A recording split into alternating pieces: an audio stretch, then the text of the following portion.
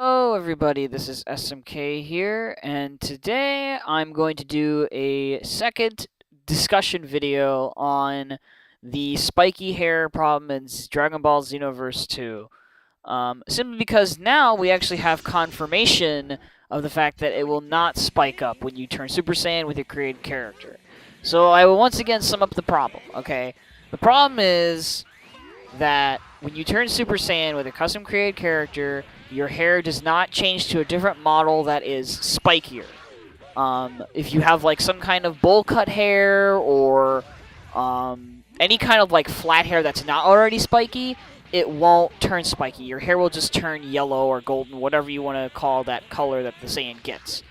Um, Obviously, if you pick a spikier hair variant model, then of course it's going to look fine because your hair is already spiky. But when you pick a non-spiky hair variant, whatever you want to call it, the hairstyle, it will just, it'll still remain the same model when you turn Super Saiyan.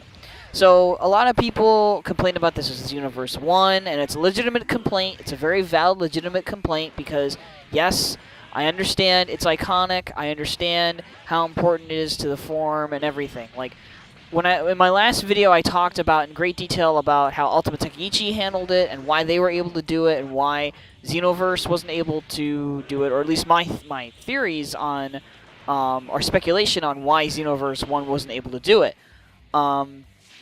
However, a lot of people commented, and I'm very happy to have that kind of discussion, and I was very pleased to find discussion in my video because I wasn't expecting anything at all.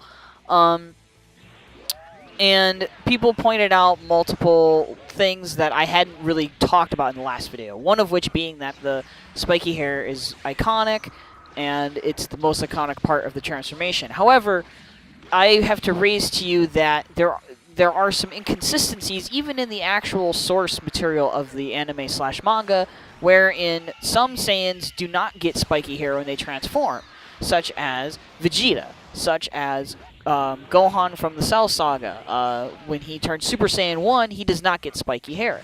Then there's who else was there? There was a third person. Oh, you could even count some fusions like Gotenks. Gotenks doesn't get spikier hair when he turns Super Saiyan 1. Gogeta doesn't get spikier hair. Vegito doesn't get spikier hair. So there's all sorts of examples already in the anime of certain hairstyles not spiking up to begin with. However, some of those hairstyles do end up spiking up in higher forms, like Vegeta's Ultra Super Saiyan. That turns out to be like super weirdly spiked up in the anime, and that was just to make some kind of visual difference. But really, his hair is pretty much the same shape. And then Gohan when he goes Super Saiyan 2. Oh, the other examples, right? Other examples also include Gohan from Buu Saga, Super Saiyan 1 and Super Saiyan 2, they don't really look any different. They're pretty much the exact same hairstyle. It's just that maybe like Super Saiyan 2 for that particular Gohan has maybe a thicker bang, and it's a little bit spikier, but beyond that, not much. The lightning sparks is what really helps signify when he's Super Saiyan 2 in that form. So there's a lot of inconsistency, and really the only main characters that have the hair spike up when they transform are Goku, Goten, and Trunks. Like, those are the main three. And then, of course, the variations of Goku, like Kid Goku from GT, and Goku Jr. in GT, and, all that stuff, really. Like, all those, and, like, you can argue that because Goku was the first one to do it, and because Super Saiyan, that was when it was first introduced as, like, oh, it spikes up your hair and stuff, that it makes sense then for other Saiyans and whatnot to have that same, thing. But at the end of the day, it doesn't change the fact that the series is very inconsistent with this one part of it anyway, as it is with the fact that other Saiyans, sometimes their hair doesn't spike up in Super Saiyan. Like, it happens in the show. Now, of course, that's not really an argument for keeping it the way it is in the game. No, not at all. Not by any means. But it's definitely something that, like, I would argue that basically amounts to saying that not every single hairstyle should spike, but it's also not really super important that the hairstyles that should spike do, because in the show, not every hairstyle you think that should spike does spike. Like Gohan, again, go back to Gohan. Gohan from the Cell games when he's, about to fight Cell or whatever. You'd think his hair would spike up, but it doesn't. It stays the same as his base form hairstyle, and it's not explained. Nothing is explained about what causes the hair to spike up in the show or manga. Nothing explains it really, other than I guess you could argue maybe like some kind of power-up thing or how much control you have over your ki or something like that. But that's all. That would all just be like fan speculation and whatnot. It's just really an aesthetic thing, I guess. Like, it's just whatever Toriyama felt like drawing. Let's just say that. It's whatever Toriyama felt like drawing. Right. Okay. So then the next thing that people brought up about the form and why the spikiness should be there is because it's easy to do. And I already talked about this in the last video. I already explained what makes it time-consuming, and you can argue that because they're a professional development team, they should be able to manage their time better, and they should have the means and manpower to do it, but not necessarily. This is a dev team that consists of about 200 plus employees, last I heard, and they are also split between multiple projects usually. They're usually working on multiple projects, and I believe this team is the team that used to do those Saint Seiya games. So I think that team is smaller than the other teams. I'm not 100% sure, but DIMS is usually split on multiple projects. They used to work on Sonic games and Dragon Ball games. They used to work on Street Fighter. They're very split. They're a very split development team. So they may not have all their manpower on Xenoverse 2. And so because of that, they have to designate who can work on what can we do with what the current team that we have. How much time do we have to be able to do this stuff that Bandai Namco wants us to do? Because remember, Bandai Namco is the ones that have the budget, that determine the budget. They're giving them the money. They're giving them the time to do it. They're the ones setting the time and the deadlines and all that jazz. So because they're the ones doing all that, DIMS doesn't really have a whole lot of say. So, like, basically, you're in this real-world situation where we're not in Fantasyland here. We're in this real-world situation where this is a real job. This is what real people do every day. They work on this thing, and they have a leader, or they have a director. They have a producer, and these people designate who does what and who goes where.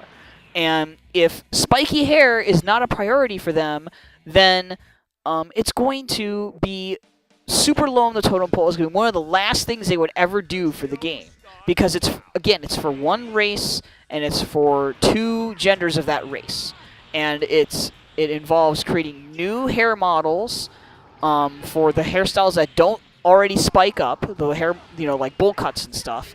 And then programming in the fact that when you transform, it loads in that model. That model loads in. Now, that last part is not difficult because they already shown they can do that with Super Saiyan 3. That, they obviously load in the Super Saiyan 3 hairstyle when you transform to Super Saiyan 3. Obviously, that shows that the capability is there. They are capable of doing it. It's just, do they have the time to do it? Is it important enough for them to dedicate whatever resources they need to do it? And that's something that only they would know. We don't know that. We can't know that. It's impossible to know that. I don't claim to know that. But at the end of the day, if it was so easy to do, they would have done it already. They would have done it by now. And so easiness doesn't necessarily mean the difficulty in actually making it happen. It's also the external factors I just talked about, which is dedicating manpower to it. Who does it? How, what else do we need to do to hit, certain goals? We need to reach certain goals because remember, as part of a job, you need to have goals in mind. You need to hit, you need to reach certain goals by a certain time frame. That's how these things work. It's project management. The director or producer or whatever sets, what that needs to be done in X amount of time, and then checks on how everyone's doing, and then adjusts, whatever they need to get done accordingly. They adjust that time accordingly, and then they report back to the publisher about, okay, this is our progress right now. Here's where we're at. We estimate we will be here at this point in time. And that's what helps determine for the publisher, okay, here's when we want to release the game. Can you hit this deadline? And then, of course, obviously the producer and the director, they go back and they look through and they check and then they report back. So, yes, spiky hair not being there isn't a good thing. It is obviously something that is a negative for the game. For quite a few people.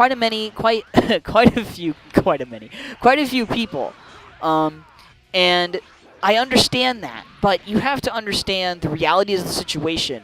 Instead of the incessant complaining about it, acting as if it ruins the game, because it doesn't ruin the game. The game is perfectly playable without spiky hair. The game is going to be wonderful without spiky hair. It's still going to be a fun game without spiky hair. Spiky hair does not impact gameplay. Spiky hair does not impact story. Spiky hair does not impact how you move around the hub world. Spiky hair does not impact any of the other content in the game. All it affects is just one race and two genders. That's all who it affects. And if it really bothers you that much, just pick a spiky hairstyle. Save yourself the trouble and pick a spiky hairstyle. Then you won't feel as annoyed. You won't feel the OCD about it. Because, believe me, I know what it feels like to be bothered by something, by a really small detail. But it's clear that that small detail wasn't important enough for them to fix this time around for this game. And they obviously must have heard about it. They have to know about it. They've just determined it's not a priority for them. And we're just gonna have to deal with that. We're just gonna have to deal with that. And finally, the other part about it was modders. Okay, the other part that people brought up to me in my last video was about modders. I already talked about modders. I explicitly stated that the reason why modders can do it is because they're not developing an entirely brand new game, okay? They aren't doing that. They are solely focused on creating this one part, this one small aspect of the game, using the current existing assets in the game and programming in the game. They don't have access to the source code, but they can use stuff like, not cheat engine, but they can just look at the RAM or the programming in the game. They have access to the files, because they have the freaking PC version. So they just look at the in-game files. They look at how the files interact with each other, and obviously the coding and stuff like that, and they make the changes from there. They just make edits, they make modifications. That's what modding stands for, modifications of existing content. It's not completely adding the content to the game, it's editing the content. And sometimes, yes, it's possible to add content to the game. That happens when the modders have figured out, okay, how can we add this content? How can we attach this file to be recognized by the game? And that involves obviously looking at the programming and stuff like that. So the reason why, again, they're able to do that is because they're solely focused on that one aspect of the game and getting that done. They don't have to worry about creating an entirely brand new game. They don't have to worry about doing all this other stuff that a professional development team has to do. And that's why they're able to do it. And that's why it's not an equivalent comparison. It's not a fair comparison to make. It's a really poor comparison. It's a flawed comparison. And it's great they can do it. I'm glad they can do it. They can satiate some people's desires about the spiky hair.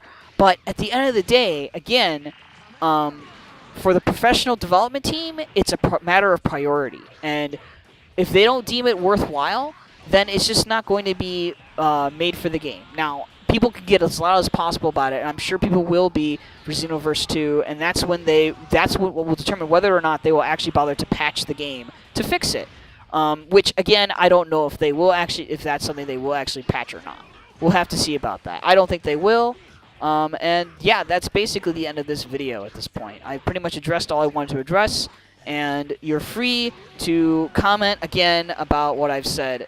Until next time, peace.